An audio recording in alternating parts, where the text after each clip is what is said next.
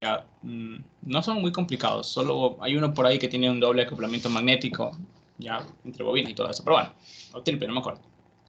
Entonces, miren chicos, vamos a hacer esto súper rápido. En teoría, ustedes ya, vamos a analizar el caso de una bobina que está conectada a un núcleo magnético, ¿verdad? Si a esta bobina nosotros permitimos el paso de corriente, ¿qué va a pasar? Se va a producir un campo magnético, ¿verdad? Y va a haber una densidad de flujo magnético a través de este núcleo, ¿verdad? La densidad de flujo magnético la conocíamos como B, ¿ya? Nosotros podemos calcular esa densidad de flujo magnético ¿con qué? Con la ley de Ampère, ¿no? A partir de la ley de Ampère, ¿ya? La ley de Ampère, nosotros decíamos que, bueno, la integral de camino cerrado de la densidad de campo magnético, de flujo magnético, perdón, la densidad de flujo magnético por el diferencial de longitud, ya de longitud, la longitud es básicamente la longitud o el camino o la trayectoria por la que se desplaza este flujo, que en este caso sería el núcleo, ¿no? Es igual a permitividad al medio multiplicada por el elemento de corriente, ¿ya? Pero esto era muy general, esto es para una sola espira, a una sola espira de corriente. Aquí, ¿qué tenemos? Tenemos n espiras de corriente porque tenemos n vueltas en la bobina, ¿verdad? Estas n espiras están conectadas en serie, es decir, que a través de ellas pasa la misma corriente en cualquier instante de tiempo. Por lo tanto, vamos a tener n elementos de corriente, no solo uno. Esta expresión de aquí es solo válida para una espira. Entonces, haciéndola más general, nos quedaría esto. P por el dl es igual a N por I por la permeabilidad, la permitividad al medio, ¿ya? Y bueno, básicamente, como este flujo y este diferencial de longitud son paralelos, porque este vector de dl es paralelo al dl, al de la densidad de flujo, ¿ya? Este vector dl está aquí y son paralelos. El producto punto, ¿qué me va a dar? El producto de las magnitudes por el coseno del ángulo, ¿ya? Y básicamente esto me va a quedar el producto de la magnitud de la densidad de flujo por el producto de la integral, ¿verdad? La integral de dl, que es básicamente L, la longitud media del núcleo, por el número de espiras, igual al número de espiras por la corriente, por la permitividad del medio, ¿ya? Esto es teoría electromagnética, ¿no? Es súper sencillo. Y básicamente podríamos de aquí despejar que la densidad de flujo, bueno, por lo menos en magnitud, es igual a el número de espiras por la corriente por la permitividad del medio dividido para la longitud media del núcleo. ¿Ya? A mí no me interesa tanto esta densidad de flujo, pero yo sé que esa densidad de flujo es básicamente el flujo dividido el área, ¿no? El área por la que está pasando ese flujo, que básicamente ese área es el área transversal de este núcleo, ¿no? Es este área de aquí. Bueno, ahí no lo voy a dibujar muy bien, pero básicamente es eso. ¿Ya? Es esa área transversal.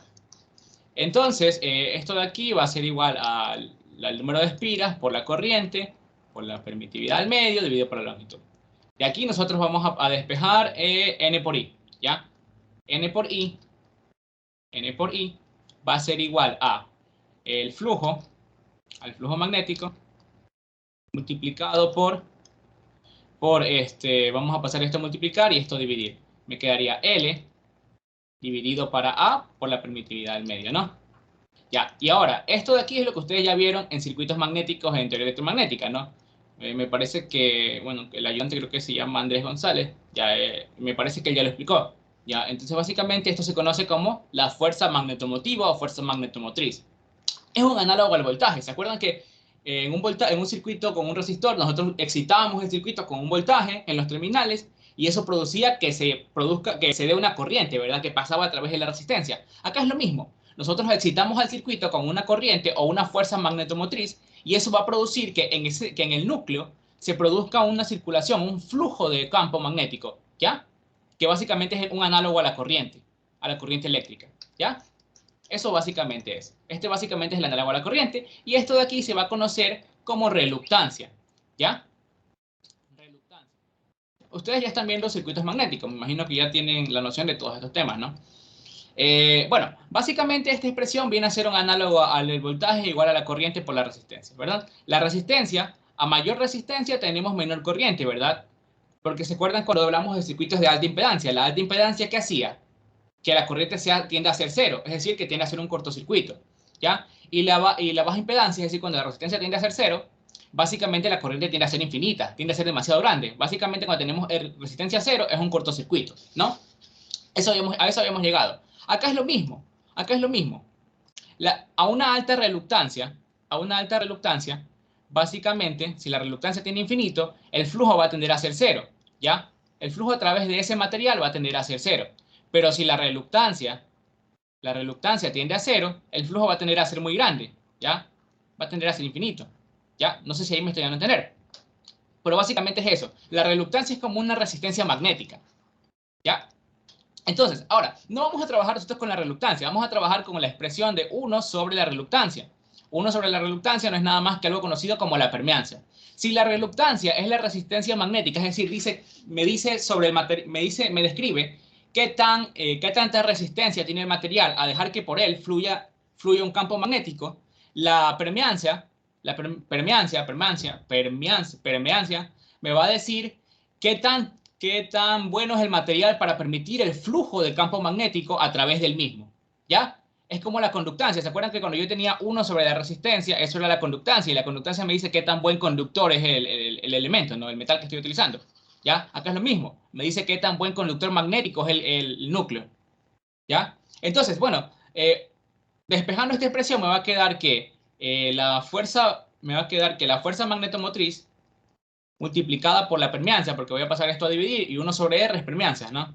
Es igual a el flujo, ¿no? ¿Ya? Y bueno, aquí no voy a utilizar la fuerza magnetomotriz como tal, esto es solo para hacer un análogo. Voy a poner la fuerza magnetomotriz como N por I, ¿ya? La permeancia. Y esto es el flujo, ¿ya? Tengamos muy en cuenta esta expresión, ¿ya? Ojo, esta permeancia que me describe, esta permeancia es la permeancia total de la bobina, ¿ya? Y me va a describir todos los medios a través de los cuales se esté desplazando el flujo magnético producido por esa bobina. Si alguien no me entiende eso de ahí, me avisa, porque igual ya lo vamos a ver, ¿ya? ¿A qué me refiero con todos los flujos magnéticos? Bueno, miren, en esta bobina, cuando yo le dé una corriente, no sé qué pasa ahí, bueno, cuando yo le dé una corriente a esta bobina, es verdad que se va a producir un flujo magnético, ¿verdad? Ella va a producir un flujo magnético porque está creando un campo magnético ella, ¿no? Básicamente, una parte de ese flujo se va a ir a través de la bobina, perdón, del núcleo, ¿ya? Y a ese flujo lo vamos a llamar flujo 21, ¿ya? Ya les voy a decir por qué es 21. Y otra parte del flujo, dependiendo de si la intensidad de la corriente es demasiado grande, ese flujo, otra parte del flujo se va a ir por el aire. Se va a escapar del núcleo y se va a ir por el aire y al final va a volver al mismo punto. Porque, ojo, las líneas de campo magnético siempre se cierran sobre sí mismas. Esto es porque no existen los monopolos magnéticos, ¿ya?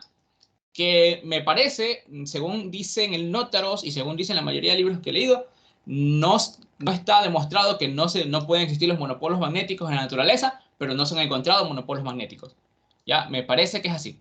¿Ya? Entonces, básicamente acá vamos a tener un segundo flujo, ¿ya? Que es el que se está escapando del núcleo magnético y solo va a pasar a través del aire. Pasa a través del aire y solo va a pasar a través de esta bobina, ¿no? Este flujo apenas sale de la bobina de aquí, se va por el aire. Se va por el aire, da la vuelta y vuelve a la bobina, ¿ya? Nunca toca este lado del núcleo, ni este lado, ni este lado del núcleo, ni este lado del núcleo, ¿ya? Ese flujo que pasa por el aire y solo a través de esta bobina lo vamos a conocer como flujo 11, ¿ya? Flujo 11, porque esta es mi bobina 1, ojo, esta es mi bobina 1, ¿ya? Mi bobina 1, por aquí le vamos a poner un 1, ¿ya? Para indicar, ¿ya? Ahora, ¿por qué se les conoce como flujo 11 y como flujo 21? Porque básicamente, este flujo 11 es el flujo que pasa a través de la bobina 1 y que es producido por la corriente en la bobina 1, ¿ya? Por eso esa es la notación que estamos utilizando. El flujo 21, ¿por qué? Porque este es el flujo que pasa a través de una segunda bobina, de existir, obviamente. Si aquí estuviese una bobina 2 conectada, enrollada, este flujo estaría atravesando esa bobina 2, ¿no? Pasa a través de la bobina 2, pero es producido por la corriente en la bobina 1. La bobina 2 no tiene nada que ver con la creación de este flujo. Este flujo solo es producido por esta bobina de aquí, ¿ya? Por eso se le conoce como flujo 21, ¿ya? El subíndice, el primer numerito me indica a través de qué bobina pasa y el segundo numerito me dice quién lo creó, ¿ya? En qué bobina se creó. Ya, listo. Hasta ahí estamos muy bien. Me parece que no hay ninguna... Me parece que si alguien está perdido me avisa, ¿no? Bueno, básicamente ahora tenemos que definir cuál va a ser el voltaje en la bobina. Ya, bueno, ya tenemos todo esto definido. Ahora vamos a decir que, bueno, nosotros tenemos un voltaje en la bobina, ¿verdad? Un voltaje inducido por acción de la corriente con la que la estamos excitando. Entonces, el voltaje inducido en la bobina, ¿a qué va a ser igual? Bueno, va a ser igual siempre al número de espiras en la bobina multiplicado por la derivada del flujo magnético que ella produce, ¿ya? La derivada del flujo magnético que ella produce, el flujo total, ojo, el flujo total, flujo phi sub 1, ¿ya? ¿Y a qué va a ser igual ese flujo total? Pues ese flujo total va a ser igual al flujo producido por la bobina 1 que se escapa a través del aire, es decir, el flujo 11, más el flujo producido por la bobina 1, un flujo que pasa por una segunda bobina, pero que es producido por la corriente en la bobina 1, el flujo 21. ¿Ya? Estos dos flujos, ¿ya? ¿Y qué pasa ahí? ¿A través de cuántos medios está pasando el flujo magnético? De dos medios, ¿verdad? No solo uno. Por lo tanto, ¿cuántas permeanzas vamos a tener? Dos, ¿ya? Vamos a tener dos permeanzas, ¿ya? No sé si hasta ahí alguien se me perdió. Pero bueno, disculpen que lo estoy explicando otra vez, pero es que ayer lo hicimos muy rápido y creo que confundí teoría de dos libros distintos. Entonces, por si acaso, ¿ya? Entonces, vamos a reemplazar primero esta expresión de aquí, ¿ya? Esta expresión de aquí, ya sabemos que la expresión del flujo es esto. Vamos a reemplazarla acá arriba, ¿ya? Me quedaría que el voltaje inducido en la bobina, a través del tiempo, ¿a qué es igual? A N1 por la derivada, pero ya no vamos a reemplazar el flujo, ya no vamos a poner flujo 1, sino que vamos a decir que es el número de espiras en la bobina 1 multiplicado por la permeanza total por la que se está desplazando todo el flujo, multiplicado por la corriente en la bobina 1 a través del tiempo, ¿verdad? La corriente en la bobina 1 es una función del tiempo, obviamente, ¿no?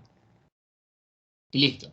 De esta expresión vamos a determinar que el voltaje inducido en la bobina 1 es igual a el número de espiras en la bobina 1 al cuadrado, ¿verdad? Porque estas constantes salen del signo de derivada, perdón, ¿ya? Por la permeanza total en la bobina 1, por la derivada de la corriente en la bobina 1, a través del tiempo, ¿no?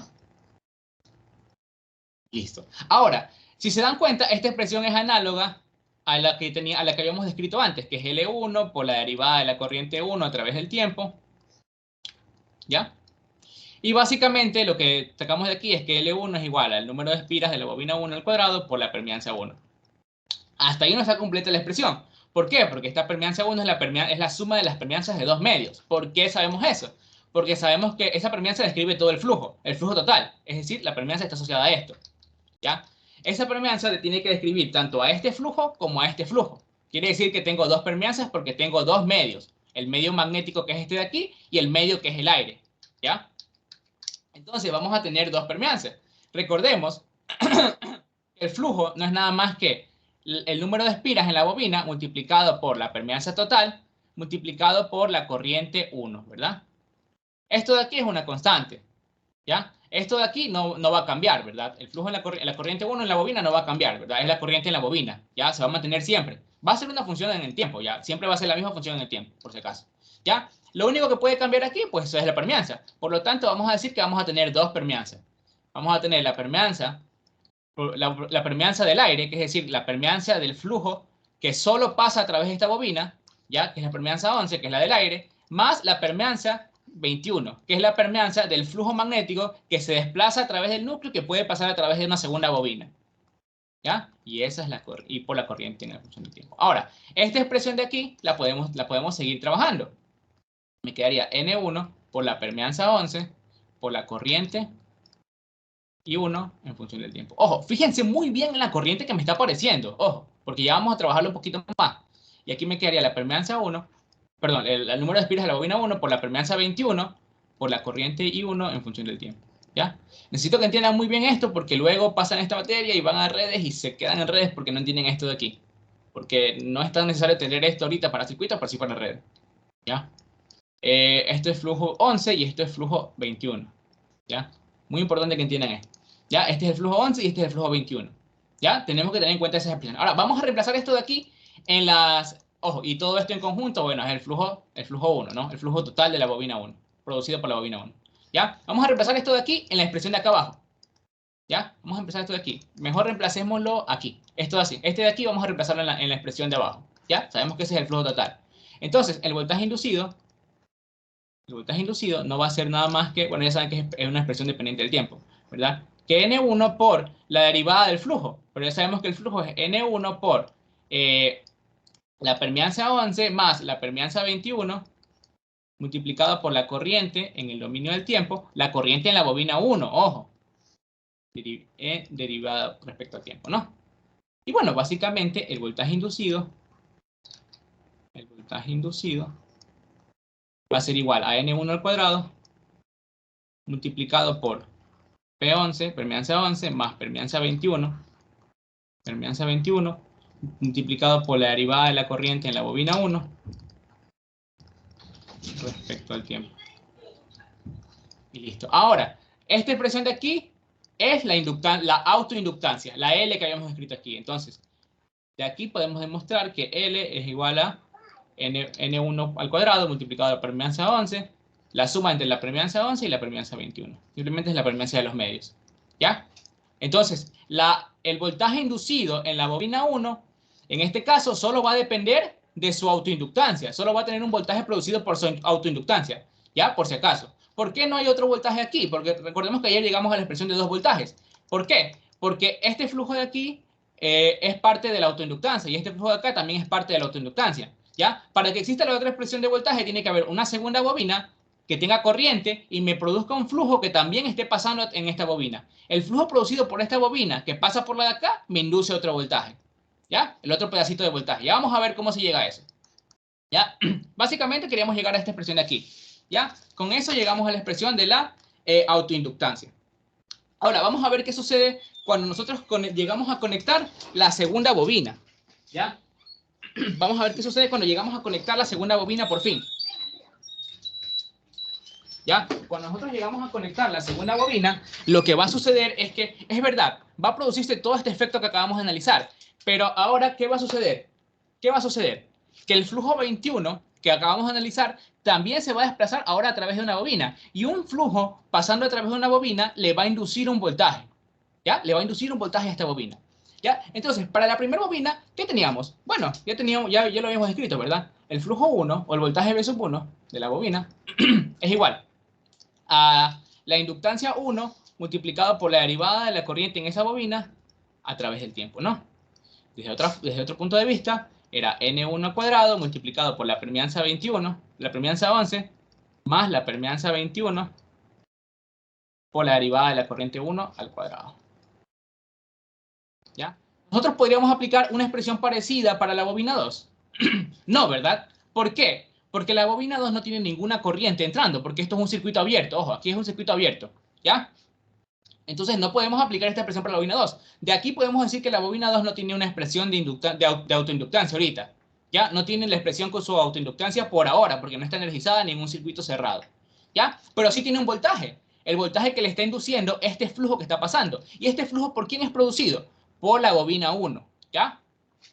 Es producido por la bobina 1. El segundo numerito siempre me dice por quién es producido este flujo. Por la bobina 1, por la corriente en la bobina 1. ¿Ya? Entonces vamos a sacar cuál es el voltaje en esta bobina. El voltaje en esta bobina, inducido, ¿ya? Es inducido, y va a ser igual al número de espiras en esa bobina multiplicado por la derivada del flujo a través de esa bobina. ¿Ya? El flujo en la bobina 2, producido por la bobina 1, ¿ya? A través del tiempo. Y este flujo 21, ¿a qué es igual? Ya lo determinamos. Es este de aquí. N1 por la permeancia 21 por la corriente 1 a través del tiempo.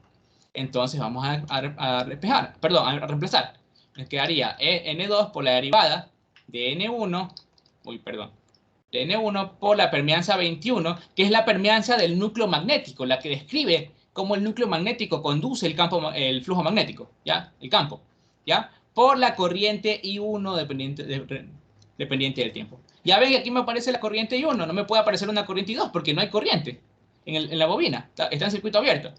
Y aquí me queda esto, N2 por N1 por la permeancia 21, por la derivada de la corriente I1 que depende del tiempo respecto al tiempo.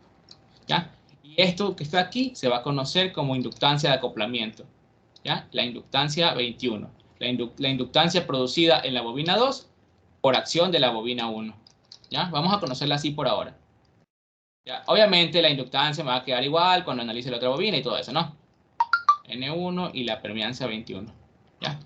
Y bueno, esto también se puede poner como la inductancia 21 por la derivada de I1 respecto al tiempo. ¿Ya? Y esto se mide en henrios, ¿no? Esto está en henrios, unidades de henrios. Ahora, esto sucede cuando yo solo estoy excitando a la bobina 1. ¿Qué pasa si excito a la bobina 2? Ahora, en la bobina 2 va a producirse el mismo efecto. Si la bobina 1 la dejo en circuito abierto, se produce el mismo efecto. La bobina 2 va a tener un flujo 22 que se va a desplazar que va a pasar solo a través de ella, ¿verdad? Y a través del aire. Y la bobina va a tener otro flujo que se va a llamar flujo 12. ¿Por qué? Porque es el flujo que va a pasar por la bobina 1, pero es producido por la bobina 2. Y ese flujo va a pasar a través del núcleo. ¿Ya? Entonces ahora vamos a tener otras dos permeancias. Flujo 2, el flujo total en la bobina 2 es el flujo 22 más el flujo 12, que es el flujo que pasa por la bobina 1 producido por el efecto producido por la bobina 2 o la corriente en la bobina 2. ¿Ya? Es lo mismo. Ahora, esto de aquí también es igual a N2 por la suma de la permeancia 2, permeancia 22, que es la del aire, más la permeancia 12, ¿verdad? Que es la del material magnético. Como es el mismo material magnético, permeancia 12 y permeancia 21 van a ser la misma, ¿no? Por si acaso. Y aquí la corriente 2, dependiente del tiempo.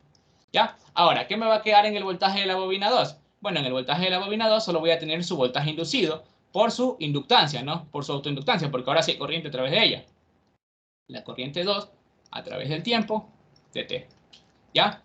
Y esto me quedaría el número de espiras de la bobina 2 al cuadrado multiplicado por la permeancia 22, que es la del aire, más la permeancia 12, que es la del material magnético. Por la derivada de la corriente respecto al tiempo. ¿Ya? Si se dan cuenta, en la bobina 2 solo tengo un voltaje, el producido por su autoinductancia, por si acaso, hasta ahora tenemos eso. Y en la bobina 1 se va a inducir un voltaje, pero no producido por su autoinductancia, porque está en circuito abierto ella, no tiene un flujo que se desplaza a través del aire aquí, solo el flujo que pasa a través del núcleo, el flujo 12. Entonces, en la bobina 1 vamos a tener que el voltaje va a ser el número de espiras de la bobina 1 multiplicado por la derivada del flujo en la bobina 1 producido por la bobina 2, ¿ya? A través del tiempo. Y este flujo 12 no es nada más que N2 por la permeancia 12 por I2. Entonces aquí me quedaría N1 por N2 por la permeancia 12 por la derivada de la corriente 2 a través del tiempo. ¿Ya? Y esto de aquí se va a conocer como la inductancia de acoplamiento 12, que es la inductancia del acoplamiento de la bobina 1 producida por el flujo en la bobina 2. El flujo creado por la bobina 2, ¿no?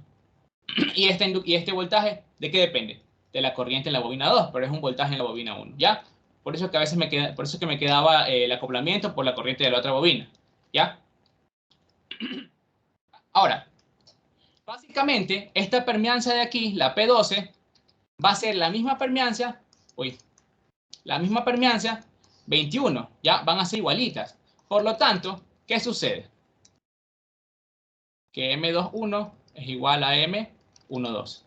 ¿Ya? Y la vamos a conocer solo como M y la vamos a conocer como inductancia mutua o inductancia de acoplamiento. ¿Ya? Ahora, ¿qué va a suceder cuando los dos circuitos, las dos bobinas estén en circuitos cerrados? Por las dos va a circular corriente. ¿Ya? Y lo que va a suceder es que en la bobina 1 ahora va a tener su voltaje producido por su autoinductancia, es decir, este voltaje de aquí o este de aquí, que es lo mismo, ¿ya? Más el voltaje producido por el acoplamiento magnético o por el flujo creado por la bobina 2, que es este de aquí. Estos dos sumándose. Y la bobina 2 lo mismo, va a tener su voltaje producido por su inductancia mutua, que es este de aquí, y el voltaje producido por su acoplamiento magnético, que es este de acá. ¿Ya? Listo. Entonces, vamos a dar lo último, que básicamente sería que el voltaje en la bobina 1, cuando ya todo está conectado, sería la inductancia 1 multiplicada por la derivada de la corriente en esa bobina a través del tiempo de T. Ese es el voltaje producido por su autoinductancia. Y el voltaje producido por la inductancia mutua es más o menos la inductancia mutua, ya que ya sabemos que es igual en las dos bobinas. Para las dos bobinas, la inductancia mutua multiplicada por la derivada de la corriente en la otra bobina a través del tiempo. Ya vamos a ver por qué es ese más menos. Eso es por las marcas de polaridad que mencionó el compañero, ¿no? Y bueno, básicamente en el voltaje en la bobina 2 es lo mismo. ¿Ya? Su autoinductancia por la derivada de la corriente en la bobina 2 respecto al tiempo dt. ¿Ya? Esta es la razón por la que en redes eléctricas les van a decir que cuando apliquen la transformada de Laplace, tienen que agregar una fuente y tienen que cambiarle el signo y todo eso. ¿Ya? Por eso quería que entiendan esto de aquí, para que luego en redes eléctricas no se les complique. ¿Ya? Y aquí sería, bueno, si este es el voltaje inducido, ¿quién lo induce? La corriente en la bobina 1, ¿no? La otra corriente. Entonces, aquí, TT. Ya vamos a ver cuál es el más, cuando utilizamos con más y cuando utilizamos con menos, ¿no? Sí, ahora, esto en el dominio de la frecuencia, ¿cómo lo veo?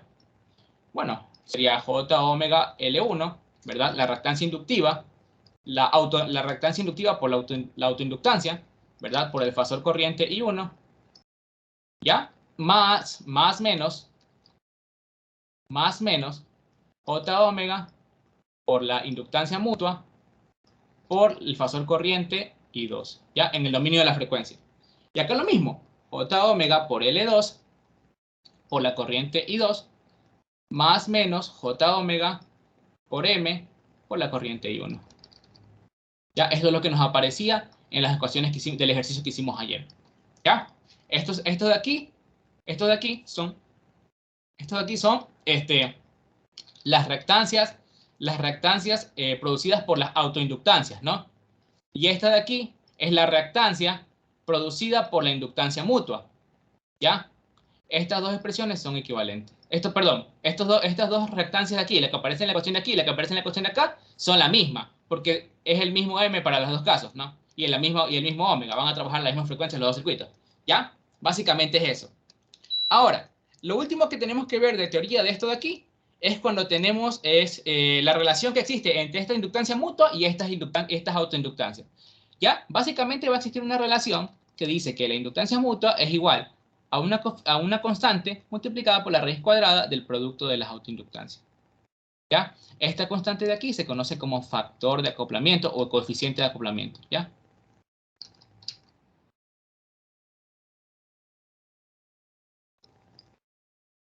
Ya. Coeficiente de acoplamiento. ¿Ya? Y bueno, este coeficiente de acoplamiento, lo único que me va a decir es, valga la redundancia, qué tan bueno es el acoplamiento magnético, ¿no? ¿Qué pasa cuando este coeficiente es igual a 0? Entonces, la inductancia mutua va a ser igual a 0. Quiere decir que no hay acoplamiento magnético. ¿Y qué quiere decir? Que todas estas dos expresiones aquí se me van a hacer 0 y solo me van a quedar los voltajes producidos por sus autoinductancias. ¿Qué quiere decir eso en términos de flujo? Que el flujo de aquí no existe, ¿ya? Y que solo el flujo que se escapa por el aire existe. Y acá lo mismo. Se me fue. Bueno, se me fue. Bueno, aquí. Aquí el flujo magnético de aquí no existe, el que se desplaza por el núcleo. Solo existe este de aquí que se desplaza a través del aire. ¿Ya? Básicamente eso me quiere decir que la constante sea 0, que no hay acoplamiento magnético. Ahora, ¿qué me quiere decir que el acoplamiento magnético, que el coeficiente de acoplamiento sea igual a 1? Lo que me quiere decir es que tengo un acoplamiento perfecto. Ya, disculpen la letra, pero es complicado escribir con esto, ¿no? Es un acoplamiento perfecto, ¿ya? ¿Y qué quiere decir el acoplamiento perfecto? Que todo el flujo ahora se va a desplazar a través del núcleo y nada de este flujo se va a desplazar a través del aire. No va a haber nada de flujo en el aire, ¿ya? Y acá lo mismo. Todo el flujo se va a desplazar a través del núcleo y el núcleo en el aire va a ser 0. El flujo en el aire va a ser 0, perdón. ¿Ya? Esto es lo que se trata de conseguir en los transformadores, ya que sean ideales, pero es un poco difícil. Y bueno, esto de aquí, cuando K es igual a 1, lo vamos a ver cuando veamos transformadores, ya en la próxima semana. Ya, solo quería que tengan en cuenta esta teoría, porque creo que ayer no la dimos bien y ya pues luego hay problemas, ¿no? Entonces, ahora vamos a ver qué sucede con la polaridad. ¿Ya? A ver, vamos a ver. Digamos que me dan un circuito así, ¿ya? En este circuito me dicen, por ejemplo, ya me dan las marcas de polaridad. Antes de ver cómo poner las marcas de polaridad, vamos a ver un circuito en el que ya me dan las marcas, ¿ya? Me dan las inductancias, la inductancia mutua, esto es L1, esto es L2. Y vamos a tener, sabemos que en cada bobina vamos a tener 2 voltajes, ¿verdad? ¿Hasta ahí alguien tiene alguna pregunta? Bueno, vamos a tener 2 voltajes en cada bobina, ¿ya? Para definir los 2 voltajes, primero, ¿qué tenemos que hacer? Bueno, lo que habíamos hecho antes. Hasta ahora en el dominio de la frecuencia, nosotros describimos un fasor corriente que está pasando a través de la bobina, ¿no? Un fasor corriente en cada mallita, como aplicar el método de mallas, ¿no? Definimos un fasor corriente y acá vamos a definir otro fasor corriente, ¿no? Otro fasor corriente. Ya, definimos dos fasores de corriente, ¿ya? Ahora, el voltaje producido por las autoinductancias es muy sencillo de sacar. Es el que hemos estado haciendo hasta ahora. Es el que sacamos con la convención de elementos pasivos, ¿ya?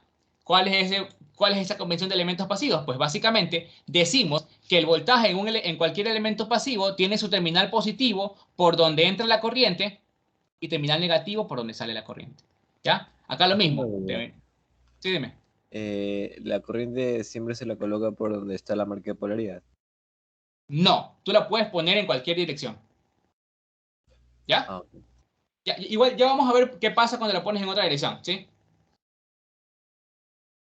Bueno, tú puedes poner la corriente en la dirección que tú quieras. Solo cuando vas a definirlas, cuando no tienes las marcas, ahí tienes que decidir más o menos en dónde ponerla, ¿ya?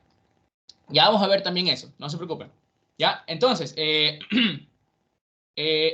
dicho eso, ¿ya? Esta polaridad que nosotros acabamos de definir con la convención de elementos pasivos, que es la que hemos utilizado desde siempre, ¿ya? Es la del voltaje producido en la bobina 1 por su autoinductancia, es decir, por la corriente en la bobina 1. Ya, vamos a llamarlo B11. Y este voltaje que también es el voltaje producido en la bobina 2 por la corriente en esa misma bobina, es decir, el voltaje 22. ¿Ya? Vamos a tener un segundo voltaje. Recordemos que en cada bobina acoplada tenemos dos voltajes. El voltaje producido en la bobina 1 por acción de la corriente en la bobina 2, que es el del acoplamiento. Y acá vamos a tener el voltaje inducido en la bobina 2 por acción de la corriente en la bobina 1, que también es el del acoplamiento. ¿Ya? Estos dos voltajes, si se dan cuenta, todavía no tienen polaridad. ¿Qué hago para sacarles la polaridad? Pues fácil.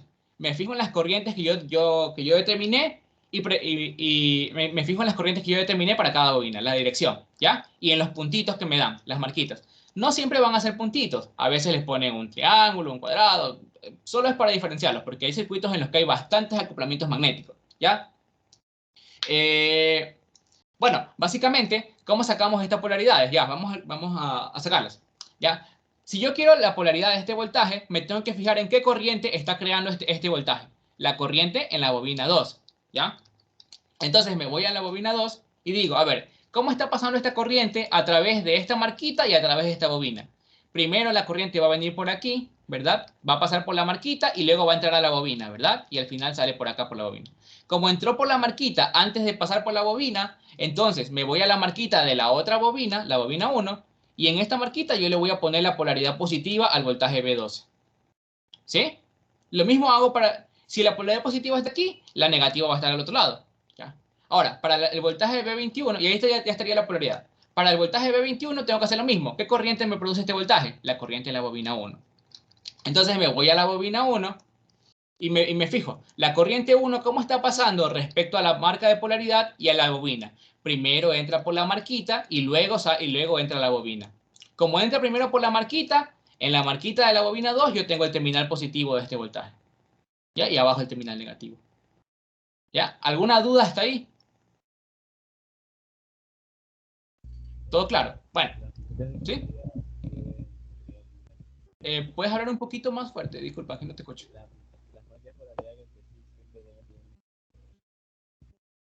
Un segundo, ahora sí.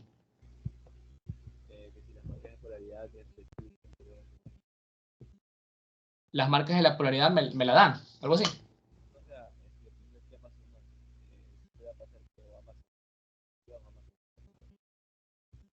No sé si es mi internet, pero no te escucho. ¿No puedes escribirlo en el chat? ¿Puedes escribir en el chat tu pregunta? Disculpa.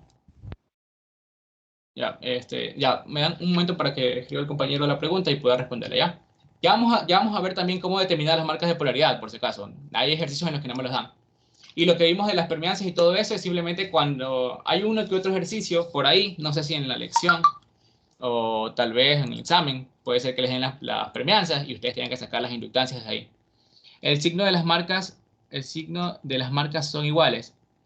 No, no necesariamente. El signo puede variar dependiendo de cómo estén ubicadas las marcas. Por ejemplo, ya, es una buena pregunta. Mira, ¿qué sucede? Ya, hasta aquí todo queda claro, ¿no? ¿Qué sucede si la marca hubiese estado, vamos a ver otro circuito, vamos a copiar, es el mismo circuito, vamos a copiar este de aquí, ¿ya? Ignoren esto de aquí, esto es M, ¿ya? Vamos a ver qué sucede en este caso, ¿ya? ¿Qué sucede si a mí me dan esto de aquí. La marca aquí y la marca acá. Ignoren el dibujito, o sea, solo enfóquense en las bobinas, porque solo hagan como que no está el núcleo, por si acaso, ¿ya? Entonces, bueno, vamos a definir nosotros las corrientes. La corriente I1. Me queda la corriente I2, ¿ya? Que nosotros definimos antes. La pueden poner en cualquier dirección la corriente, ¿no? Eso no le va a cambiar el signo por ahí, ¿ya? Pero bueno, sabemos que el voltaje de la bobina 1 por su autoinductancia, aquí es L1 y aquí es L2. Ya, el voltaje de la bobina 1 por su autoinductancia va a tener esta polaridad, ¿verdad? Porque por aquí entra la corriente y por acá sale. El voltaje de la bobina 2 por su autoinductancia, el B22, va a tener aquí el más y acá el menos porque por aquí entra la corriente, ¿no? Hasta ahí no hay ningún problema. Ahora vamos a ver qué pasa con los voltajes inducidos. El voltaje B12 en la bobina 1 por la corriente 2. El voltaje 21, que es en la bobina 2 por la corriente 1. ¿Ya?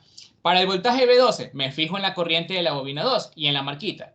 La corriente en la bobina 2, ¿cómo está haciendo? Está entrando primero por la bobina, sale de la bobina y ahí pasa por la marquita, ¿no? Está viniéndose así. ¿Ya? Está pasando así. ¿Ya? Primero entra por la bobina y luego pasa por la marquita. Por lo tanto, cuando sucede esto, en la marquita de la bobina 1 yo tengo que poner el voltaje negativo, el terminal negativo de este voltaje inducido. ¿Ya? Y aquí me queda el positivo. ¿Ya? Y en la corriente, y ahora me fijo en el voltaje de la bobina 2. ¿Ya? Para eso me tengo que fijar en la corriente que lo produce, la corriente 1. La corriente 1 acá está entrando por la marquita y luego pasando a la bobina. Por lo tanto, en la marquita de la bobina 2 yo tengo que poner el más y aquí el menos. ¿Ya? Ahora, recordemos que el voltaje total en la bobina es la suma de estos dos voltajes. Cuando estos dos voltajes tienen la misma polaridad, simplemente me quedan sumándose, ¿verdad? Y este es mi voltaje en la bobina 1.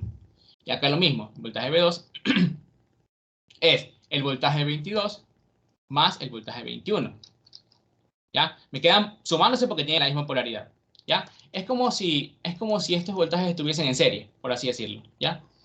Son como si estuviesen en serie. Ahora, en la bobina de acá me va a quedar al revés.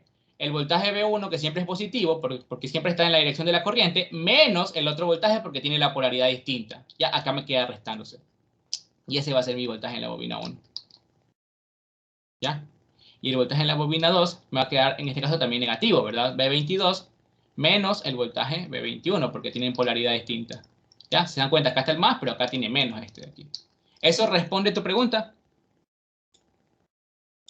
Sí. Ya. Perfecto. Ya. Ojo, en este circuito de aquí, como tal, está mal colocar las polaridades así. ¿Ya? ¿Por qué? Porque en este circuito nosotros conocemos cómo están conectadas, cómo están enrolladas las bobinas en el núcleo. ¿Ya? Cuando nosotros conocemos cómo están enrolladas las bobinas en el núcleo, nosotros podemos determinar en dónde deben estar las marcas de polaridad. ¿Ya? Y en este caso, esto está mal porque la marca de polaridad en realidad debe estar acá arriba. ¿Ya? O las marcas de polaridad también pueden estar aquí abajo, las dos. ¿Ya? O las dos están arriba o las dos están abajo en este caso. ¿Ya? Ya vamos a ver por qué. Ya vamos a ver por qué, no se preocupen. Ahorita vamos a ver por qué. ¿Ya? Ya vamos a ver por qué. Listo. Tenemos dos posibles casos, ¿no? Ojo, ¿qué sucedía si yo ponía, en este caso, bueno, un último caso antes de ir a las marcas de polaridad? ¿Qué sucedía si yo ponía las dos marcas de polaridad? Las dos marcas de polaridad aquí, en la parte de abajo. ¿Ya? ¿Ustedes creen que cambiaría los signos? Los signos del circuito. En este caso no. ¿Por qué? Yo les dije, las dos marcas de polaridad pueden ir arriba o las dos marcas de polaridad pueden ir abajo en esta configuración. Ojo, ¿por qué? Porque miren, ¿qué va a suceder? Miren, vamos a sacar de nuevo las polaridades. Vamos a suponer que no están. Vamos a suponer que no están. Ya, vamos a suponer que no están aquí y no está esta. Ya, listo. Ya definimos las corrientes y definimos las polaridades. Para la polaridad de esta, me fijo en la corriente que lo creó, la corriente 2. La corriente 2 está entrando por la marquita, ¿verdad?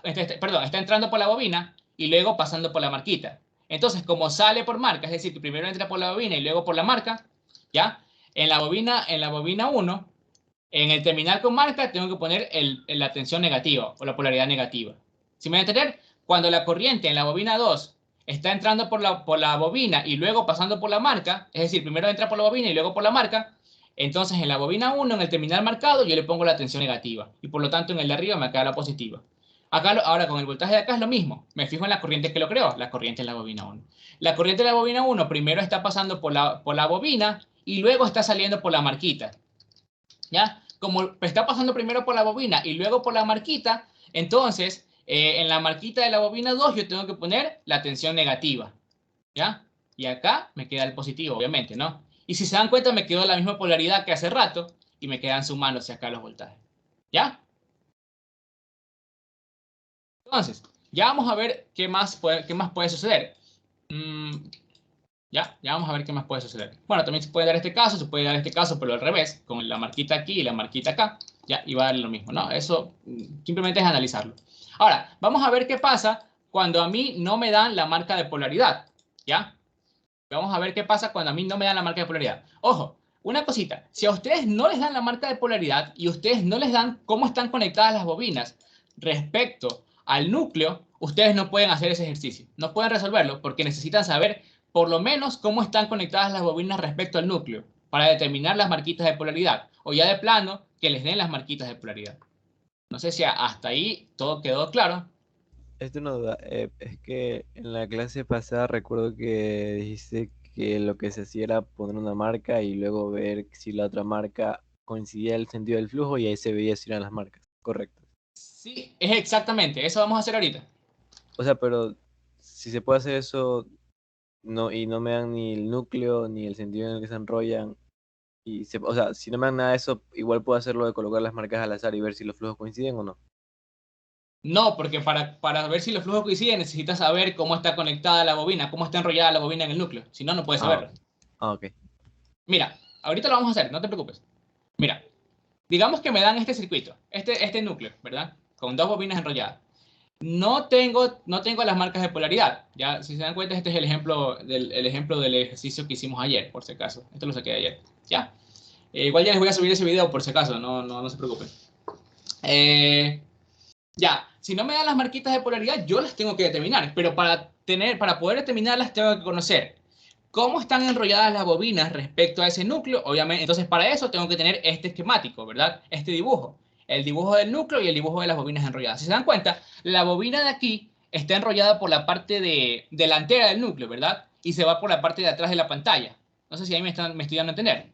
Esta bobina viene por la parte superior del núcleo y se va por la parte de atrás. ¿Ya? Pasa por la parte de atrás, viene por la parte delantera y así sucesivamente, cosa que al final, en su última vuelta, se va por la parte de atrás, termina por la parte de atrás del núcleo. Por eso que aquí no aparece el cable.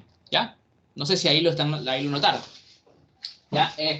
Hasta ahí ya determiné, ya analicé la bobina, ¿verdad? Cómo está conectada respecto al núcleo. Acá lo mismo, ¿verdad? Viene por la parte delantera, bla, bla, bla, da vueltas y termina, en la última espira termina por la parte de atrás del núcleo. ¿Ya? No sé si hasta ahí todo ha quedado claro.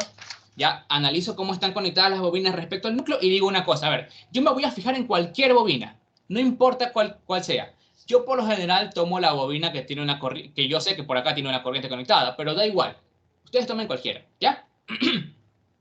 Entonces, yo a esta bobina la voy a tomar y voy a elegir cualquier terminal al azar, cualquiera de los dos. Me dan un segundo. Ya, disculpen. Ya, voy a elegir cualquier terminal de la bobina y voy a decir, bueno, este terminal va a ser el terminal con la marquita. Entonces yo a este le pongo la marquita. Y voy a decir, bueno, si este es el terminal con marca, voy a decir que aquí hay una corriente entrando a esta bobina. ¿Ya? La voy a llamar corriente I sub T. Ustedes pueden ponerle cualquier nombre, ¿no? Eso es solo notación. ¿Ya? Ahora, lo que yo tengo que hacer es lo de, ¿se acuerdan? Que en una bobina, en una espira con corriente, nosotros podríamos aplicar la regla de la mano derecha, ¿verdad? Y básicamente nos daría la dirección del flujo magnético, ¿no? Si esta es la corriente, nos daría la dirección del flujo magnético. A ver, ¿cómo aplicamos la regla de la mano derecha aquí? Pues fácil. Ya, si yo digo que la corriente está entrando por esta bobina en esta dirección de izquierda a derecha, yo pongo mis dedos de la mano derecha apuntando en la dirección de la corriente. Ya, todos mis 4 dedos menos el pulgar. ¿Ya? El pulgar lo dejo nomás. ¿Ya? Listo. Entonces todos mis 4 dedos van a estar apuntando en ese sentido de la corriente. ¿Ya? Y luego cierro mis dedos en el sentido en el que se enrolla esta bobina en el núcleo. Si se dan cuenta, voy a tener que cerrar mis dedos así, hacia adentro de la bobina. ¿Ya? Como apuntando todos mis dedos menos el pulgar hacia la pantalla. ¿Ya? ¿Y cómo me va a quedar el dedo pulgar? Hacia arriba, ¿verdad? El dedo pulgar en este caso me queda hacia arriba. ¿Ya? Es un poco difícil de explicarlo con palabras, pero ya saben, no estamos en presencial y ya pues, eso. Entonces, el dedo pulgar me indica la dirección del flujo y este flujo va hacia arriba, ¿no? Entonces, ese flujo que yo dibujé hacia arriba, ahora mismo, ya se va a distribuir, voy a decir que se va a distribuir a través de todo el núcleo, ¿verdad? No me importa si ahorita sí hay un flujo, ¿cómo se dice? Ay, se me fue el nombre. Un flujo disperso, ¿ya? O sea, un flujo disperso es un flujo que se va fuera del núcleo, ¿ya? No, no me importa eso. Simplemente voy a decir que hay un flujo que se va a desplazar a través del núcleo. Va a seguir este camino, va a ir por aquí, por aquí, por aquí, y al final va a bajar por aquí, ¿verdad? ¿Ya? Porque es el único camino a través del núcleo, ¿ya? Este flujo va a moverse a través del núcleo así, ¿ya? Y va a moverse en esta dirección a través de la segunda bobina, desde arriba hacia abajo, ¿ya? Listo. Entonces, ahora para completar la elección de las marcas, yo tengo que fijarme en la segunda bobina. En la segunda bobina, yo tengo que coger cualquier terminal, ¿ya? Voy a decir, por ejemplo, voy a coger este, ¿ya? En este terminal. Todavía no le voy a poner la marca, simplemente voy a decir que cojo este terminal y voy a decir que aquí está entrando una segunda corriente. La corriente I va, I sub A, ¿ya? Y esta segunda corriente me va a producir un flujo.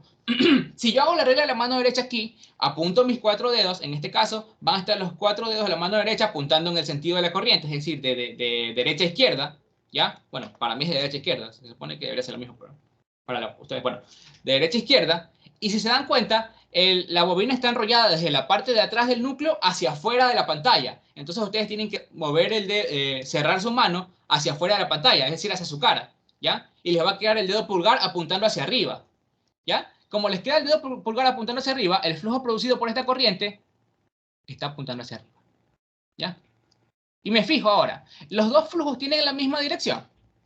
No, ¿verdad? Si no tienen la misma dirección, esta elección que hice, este terminal de aquí, está mal. Y tengo que volver a repetir el proceso, ¿ya? Por eso les dije que lo que les dice el libro es algo un poquito tonto, porque es obvio que ustedes si ya conocen la distribución de las bobinas, cómo están enrolladas, ustedes ya van a determinar fácilmente cuál es el terminal en el que yo tengo que poner la corriente, ¿no? Sería este de aquí arriba. El libro le explica un poquito, o sea, les dice que tienen que volver a repetir el proceso cuando en realidad solo tienen que decir, bueno, aquí debe estar la otra corriente, ¿no? ¿Por qué? Porque si yo pongo la otra corriente y yo hago la ley de la regla de la mano derecha, apunto mis 4 dedos hacia la izquierda y cierro hacia afuera, hacia adentro de la pantalla, ¿verdad? Como que, porque la bobina está enrollada hacia adentro, si se dan cuenta, esta bobina está enrollada hacia adentro, entonces mis dedos van a estar cerrados así, hacia adentro de la pantalla, ¿ya? Y mi dedo pulgar ¿hacia dónde va a apuntar? Hacia abajo. Como va a apuntar hacia abajo, mi flujo phi sub A se va a desplazar hacia abajo. ¿Ya? Y si los dos flujos coinciden, significa que este terminal que yo escogí para la corriente phi sub A es mi terminal marcado. ¿Ya? ¿Hasta ahí alguien tiene alguna duda? Al definir la primera marca, ahí sí tenemos que ponerle que por ese lado entra la corriente. Claro, sí, cuando definimos la primera marca tenemos que decir que por ese lado entra la corriente de prueba.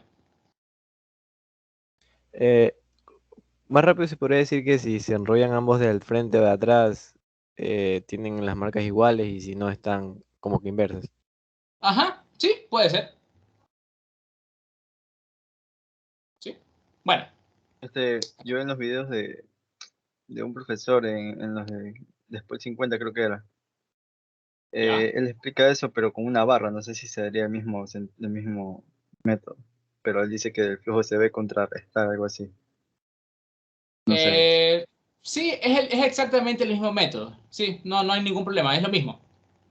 Solo que ahora, si te das cuenta, si tú tienes una barra, si quieres, déjame, no tengo un ejemplo de una barra, pero mira, es que lo que pasa es que si tú tienes una barra, digamos que esta es la barra, ¿ya? Si tú tienes una barra, lo que va a suceder es que, a ver, el flujo magnético, ¿cómo tiene que estar? Ya, a ver, aquí tienes la segunda bobina, ¿verdad? Enrollada por la parte de arriba aquí, ¿verdad? Da la vuelta y termina por la parte de abajo acá, ¿no? Ya. No sé cómo dibujar esto de aquí. Bueno, así, así, así y ya. Y ahí termina la segunda bobina. ¿Ya? Tienes la segunda bobina y lo que va a suceder es que el flujo magnético phi sub d ahora tiene que subir a través de esta bobina. Si te das cuenta, ya no está bajando a través de la bobina, el phi sub d. Ahora está subiendo. Por lo tanto, ahora la marca le tiene que quedar aquí abajo, si no me equivoco. Tiene que quedar aquí abajo. Sí, para que la abrazar la bobina te quede flujo hacia arriba. ¿Sí me voy a entender? O sea, sí, por eso te digo, yo le entendí también al profesor que aplica ahí, y ya pues si se contrarresta, él dice que iría para arriba el flujo, es decir, que la Ajá. corriente debe estar entrando abajo, y se pone Ajá. la marca a donde sale, y por eso la pones arriba, y por eso sí coincide entonces. Sí, es básicamente eso. Tienes que hacer los flujos coincidentes. Entonces vas a decir que hay una corriente. Bueno, tú vas a poner tu corriente de prueba y eso va. ¿Ya? Y si tú cierras tu mano derecha tiene que estar apuntando, los dedos de tu mano tienen que cerrarse hacia tu cara, ¿no? Y básicamente el pulgar te va a quedar hacia arriba. Entonces el flujo va, te queda hacia arriba. ¿Ya? Básicamente es eso. Dependiendo de cómo esté ubicada, bueno, dependiendo de la configuración también del núcleo, vas a tener que ubicar la marca en otro lado, ¿no? Es exactamente eso, ¿ya? Por eso es que es necesario conocer la configuración del núcleo y la configuración de cómo están enrolladas las dos bobinas. ¿Sí? Ya. Bueno, me parece que quedó claro lo que preguntó el compañero. Si no quedó claro, me avisan, ¿no? Bueno, ahora, digamos una cosita. Digamos que ya definí mis marquitas. ¿Ya? Ya definí mis marquitas. ¿Ya? Ahora, definí las marcas, pero yo siempre, una vez que ya tengo las marcas, la puedo poner en los terminales opuestos. Es decir, que si yo tengo la marca, me quedó que la marca era aquí, también la puedo poner en el terminal de abajo. Pero si yo la pongo esta marca en el terminal de abajo, esta de acá también la tengo que invertir. Entonces, si esta quedaba también arriba, ahora va a quedar abajo. ¿Ya? Tengo siempre dos posibles opciones para las marcas. ¿Ya? O las dos me quedan en este caso arriba o las dos me quedan abajo. Lo mismo hubiese sido si yo tuviese lo que dijo el compañero. Hoy. Bueno, las dos estaban en una barrita, ya las dos espiras estaban en una barrita, la espira estaba enrollada así, así, y salía por aquí, ¿no? Por la parte de atrás. La marquita me quedó aquí, ¿verdad? Disculpen que el dibujo no sea el mejor, pero ya saben, es complicado dibujar una espira. Bueno, si la marquita me quedaba aquí y la otra marca de la de acá me quedaba aquí arriba, ¿ya? ¿Qué sucede si yo las quiero cambiar? Bueno, la de acá la cambio, la pongo en la parte de abajo. ¿Ya? Lo que va a suceder es que ahora el flujo producido por esta corriente, ¿hacia dónde va a estar? Hacia acá abajo, ¿no? Y para hacerlo coincidir, ¿qué tengo que hacer a la de acá? Tengo que cambiarle la marquita al otro terminal. ¿Ya? No sé si ahí me va a entender, que siempre van a tener dos posibles opciones para las marcas. ¿Ya? No necesariamente la que encontraron es la que deben utilizar. Pueden utilizar la opuesta. ¿Ya? ¿Hasta ahí alguien tiene alguna duda? ¿Alguien no le quedó claro algo?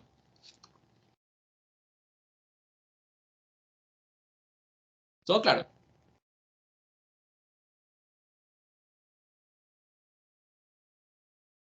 Bueno, una cosita, chicos. No sé si bueno, hay un profesor que explica esto de tal forma de que te dice, miren, si las dos corrientes están entrando o saliendo por la marquita, el voltaje inducido por la autoinductancia te va a quedar positivo. ¿Ya? Si una corriente está entrando por marquita y la otra está saliendo por marquita, te va a quedar ese voltaje inducido negativo. ¿Ya? No sé si ahí les queda un poquito más claro. Bueno, básicamente es eso. Solo es aplicar una pequeña regla, ¿no? Igual, si me lo recuerdan más tarde, les paso unas capturas que tengo de los 4 posibles casos de la marca de polaridad y cómo les va a quedar el voltaje inducido dependiendo de los 4 posibles casos, ¿no? Para que se lo aprendan nomás, ¿ya? Si alguien tiene alguna duda, me escribe por el grupo o escribe por el grupo y les paso eso, ¿ya? Eh, bueno, ¿hasta ahí alguien tiene alguna duda? Solo quería avanzar toda la teoría posible, ¿no?